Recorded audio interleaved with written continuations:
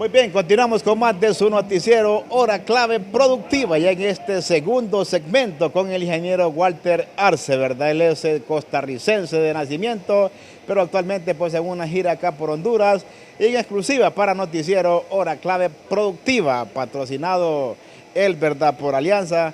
Les agradecemos que nos dieron la oportunidad de tener acceso a él y de esta forma transmitir los conocimientos. Nos va a hablar en este segundo segmento, dijo, del proceso, el periodo de transición. ¿En qué consiste esto, ingeniero? Sí, claro. El proceso de transición es un tema que para muchos de los nutricionistas y veterinarios es apasionante porque ahí se pone en riesgo mucho de la rentabilidad de nuestras ganaderías.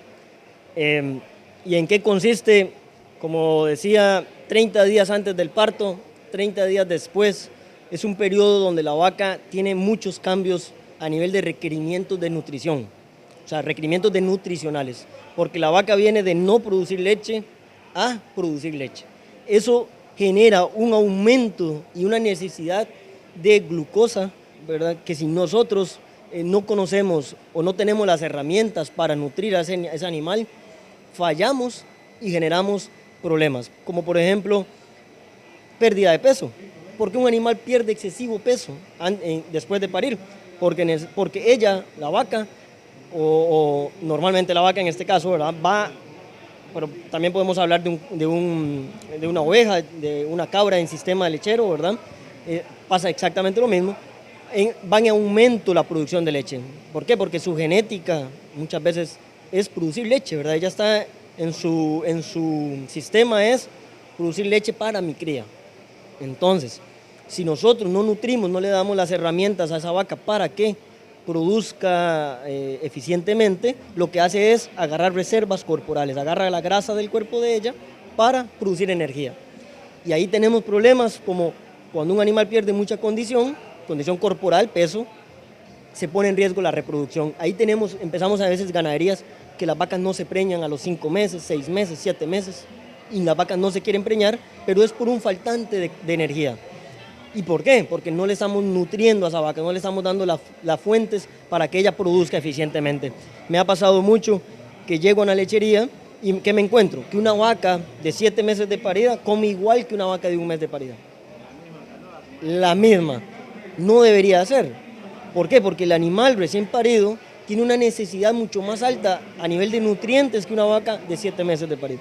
Entonces nosotros tenemos que manejar el alimento balanceado eficientemente para nutrir a la vaca que lo ocupa. Hay que apartar entonces. Sería ideal poder tener sistemas de canoa individualizados, donde podemos decir, esta vaca tiene 30 días de parida, yo le voy a dar X cantidad de libras más. ¿Por qué? Porque es la vaca que más lo ocupa.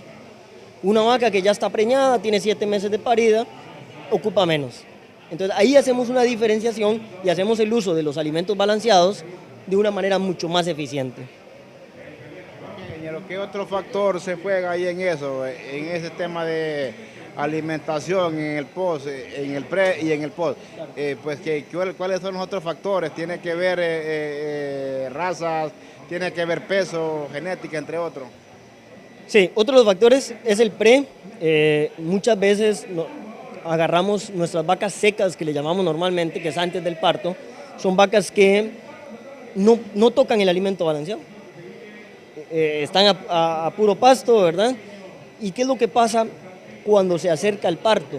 Se está comprobado científicamente que la vaca empieza a dejar de comer, empieza a disminuir su consumo.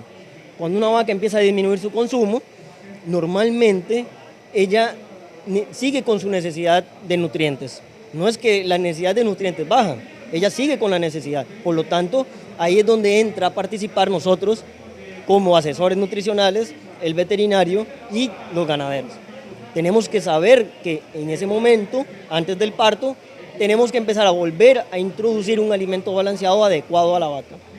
¿Y esto por qué? Porque los alimentos balanceados normalmente aportan muchas cosas que no hay en los pastos. Entre esos los carbohidratos, ¿verdad? Que es un nutriente muy importante. Entonces, eso es uno de los cuidados que debemos tener, nutrir al animal antes del parto para evitar problemas o enfermedades metabólicas, por ejemplo, fiebre de leche, evitar retenciones de placenta, evitar una enfermedad muy grave que se llama cetosis, ¿verdad? Que es una enfermedad, le llaman la enfermedad silenciosa a las vacas porque no se ve. Entonces, si nosotros hacemos una buena transición antes del parto, le introducimos un alimento balanceado a la vaca, paulatinamente le aumentamos un mes antes, 21 días antes del parto, le empezamos a dar 4 libras, 5 libras, 6 libras, para ir aumentándole paulatinamente, ¿verdad?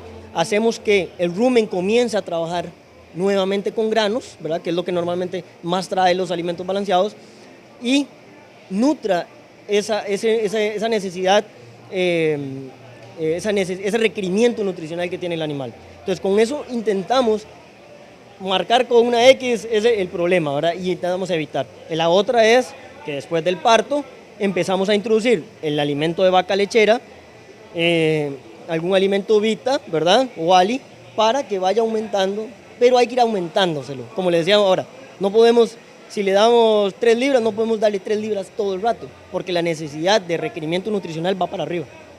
Por lo menos hasta llegar a los 45, 52 días, que es donde se da el mejor momento productivo de una vaca de leche.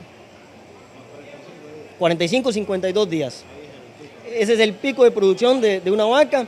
Después de ahí, ya la vaca empieza a descender su producción, que nosotros, como estamos en el sistema, ¿verdad? Y en el negocio, queremos que ese bajón sea lo menos posible. Y le llamamos nosotros a esa disminución persistencia.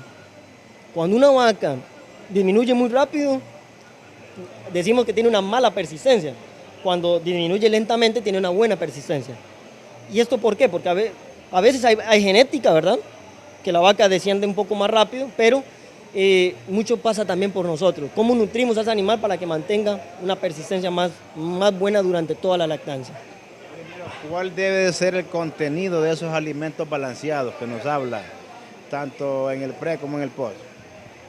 Ok.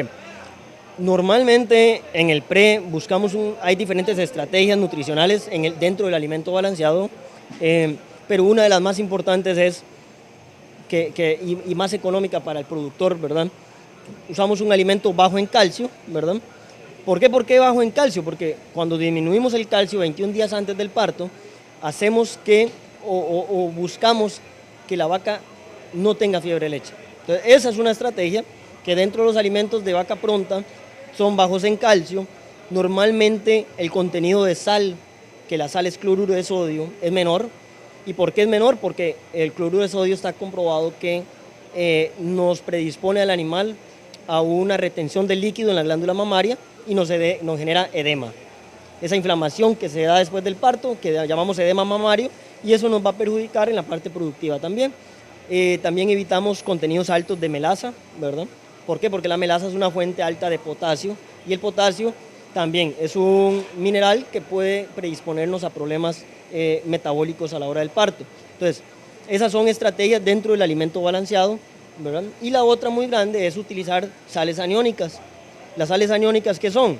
Son principalmente mineral que contiene azufre y cloro, que lo que hace es acidificar un poco el metabolismo del animal, de la vaca lechera, y evita que nos dé una fiebre de leche. ¿Y por qué? Porque la fiebre de leche, normalmente esas enfermedades vienen como agarradas de la mano. Si tenemos una fiebre de leche, predisponemos al animal a una retención de placenta o a otro problema, ¿verdad?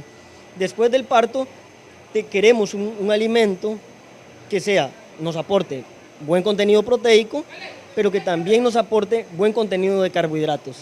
Ya ahí vamos a buscar un alimento que contenga, ojalá, mayor inclusión de almidones, maíz y azúcares, que normalmente los azúcares nos los aporta la melaza. Entonces tenemos que buscar un alimento que sea altamente digestible, ¿verdad? Para que haya mayor aporte de nutrientes a la vaca. Esto no hay recetas. ¿Por qué? Porque todas las ganaderías son muy diferentes. Conozco muchas ganaderías que usan ensilajes de maíz muy buenos, que tienen mucha inclusión de elote. Entonces ese elote tiene contenido de almidón y entonces ya tenemos también cubierto un poco del requerimiento de la vaca. Luego, pero también conozco, por ejemplo, en Costa Rica no tenemos ensilajes de maíz, o muy pocos los ganaderos que tenemos esa cultura de producir ensilajes. Entonces, dentro del alimento balanceado tenemos que aportar una buena parte de ese almidón para que ese nos produzca ácido propiónico y por ende nos produzca glucosa a nivel del hígado y terminemos siendo más productivos y eficientes. No sé, ingeniero, ¿usted por qué no utilizan mucho el silo de maíz en Costa Rica? En Costa Rica hay diferentes temas, ¿verdad? Uno es el tipo de terreno que tenemos, ¿verdad? En Costa Rica mucha parte ganadera no es tan plano, entonces la parte de mecanización es muy complicado, ¿verdad? Poder cosechar, poder cortar, entonces eso nos quita, ¿cómo se llama? Posibilidad de poder cosechar el maíz. Otra que es también muy importante, muchas veces la mano de obra que tenemos allá, ¿verdad? Que es una mano de obra bastante limitada y muy costosa.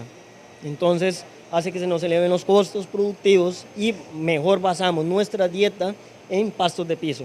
Costa Rica, la mayoría de ganaderías están con sistemas de pastoreo, entonces buscamos la fuente de fibra a través del pasto de piso y buscamos la fuente de carbohidratos a través de un alimento balanceado, ¿verdad? Es más caro entonces la producción de leche allá en Costa Rica que en estos países como Honduras, que contamos con grandes extensiones territoriales, pues totalmente planadas, como le conocemos acá.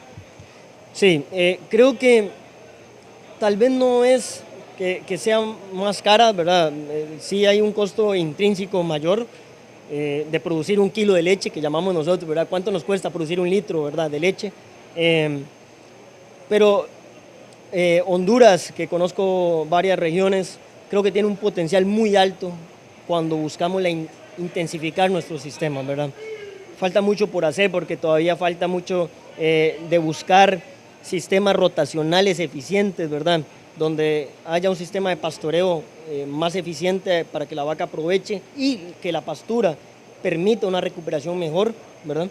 Y también la planificación forrajera, ¿verdad? Muchas veces no, vamos a ver cómo lo digo, no queremos cosechar por X condición, por condiciones climáticas, ¿verdad? El año pasado fue un año muy lluvioso y conozco zonas donde tal vez se sembró maíz, pero no se podía cosechar en el momento, ¿verdad? Entonces, a veces esto es muy variable, ¿verdad? Porque el otro es la lluvia, ¿verdad? Si no tenemos lluvia, muchas veces nuestro pasto se corta, nuestro maíz se queda pequeño y no lo podemos cosechar, ¿verdad? Entonces, decir una receta de cuál país está haciendo mejor las cosas es muy difícil, ¿verdad? Yo creo que tenemos que adecuar, tenemos que ir buscando la eficiencia, tenemos que ir pensando sí o sí, ver cómo contrarrestamos el cambio climático, ¿verdad? Cómo buscamos sistemas de pastoreo más eficientes, ¿verdad? Donde permitamos que esa planta se recupere, ese repasto, ¿verdad? Se recupere y poder aportarle al ganado un complemento a nivel de canoa, que llamamos nosotros, ya sea ensilaje, llámese un heno, para que el animal siempre esté nutrido, ¿verdad? Pero sí, Honduras tiene un gran potencial hacia la parte de producción, tiene mucha extensión. Lo que falta es, bueno, no soy el experto para decir qué falta en un país, ¿verdad? Pero sí necesitamos... El conocimiento en el campo y en la universidad pues, le permite dar pues, un concepto. Sí, mi consejo es buscar la eficiencia, ¿verdad? A través de una nutrición más exhaustiva y de ahí entran todos estos profesionales que ya están dentro del gremio, ¿verdad? Alianza cuenta con un grupo de técnicos muy fuertes aquí en Honduras, ¿verdad? Que tienen un amplio conocimiento en la ganadería y sé que siempre van a buscar la eficiencia en ese sentido. También algo muy importante es todos estos muchachos que hoy aquí en el Congreso que van a ir agarrando todo ese conocimiento para que ojalá poder transferírselo a los productores y que el productor ponerlo en práctica, ¿verdad? Porque muchas veces los productores escuchamos, pero no queremos cambiar nuestras prácticas agrícolas. ¿Por qué? Porque hemos trabajado así durante 20, 30 años por tradición y no necesariamente porque yo lo haya hecho durante 30 años no es lo correcto. Entonces, la vaca lechera de hace 30 años no es la misma vaca lechera de hoy en día. El mercado no es el mismo, ¿verdad? Entonces, tenemos que... Podemos seguir Con las mismas técnicas, ¿no? No podemos. Y no podemos, si seguimos así, muchas lecherías van a seguir cerrando o muchas lecherías van a tener números con un balance de cero o balance negativo a nivel de rentabilidad. No habían los controles que hay ahora también en cuanto a lo que tiene que ver porcentaje de acidez, de grasa, entre otros. Totalmente de acuerdo. ¿Verdad? Costa Rica, por ejemplo, la industria láctea en Costa Rica sí se ha preocupado muchísimo por buscar esos parámetros. Como dice usted antes, hablemos de hace 30, en los 70 tal vez no era tan importante si llevaba antibiótico la leche, si llevaba cuánto contenido bacterias, si llevaba células somáticas, ¿verdad? Hoy en día tenemos que tener una ética, primero que todo porque estamos creando proteína animal para el ser humano, que es lo más importante que hacemos, ¿verdad? Nosotros vendemos proteína, llámese leche o llámese carne, llámese huevo también en el caso de las gallinas. Entonces tenemos que tener una responsabilidad social hacia producir alimentos más sanos, ¿verdad? Y segundo, la responsabilidad también ambiental, ¿verdad? No podemos seguir con esas prácticas agrícolas dañando los ríos, haciendo tala indiscriminada, ¿verdad? Porque vemos las temperaturas muy altas, eso ya afecta al ganado, afecta a la parte productiva. Entonces nosotros tenemos que cambiar ese chip, ¿verdad? Para buscar algo eficiente y eficiente para la vaca, eficiente para el ser humano, eficientemente para el ambiente, ¿verdad? Todo eso, cuando se conjunta, buscamos la rentabilidad positiva en nuestras ganaderías. Gracias, ingeniero Walter. En este segundo segmento vamos a dejar un tercer segmento, ingeniero, para que nos hable sobre los cuidados que debemos de tener también para el momento del cultivo de los pastos, del cultivo del alimento, pues para el ganado, que eso también es fundamental. ¿Qué le vamos a llevar a la boca a la vaca? Pues, ¿verdad? Entonces, este tercer segmento, quédense porque va a venir también muy interesante, como los dos que ya les hemos presentado en este momento. Quédense porque solo cumplo un compromiso comercial y vengo con más de su noticiero Hora Clave Productiva.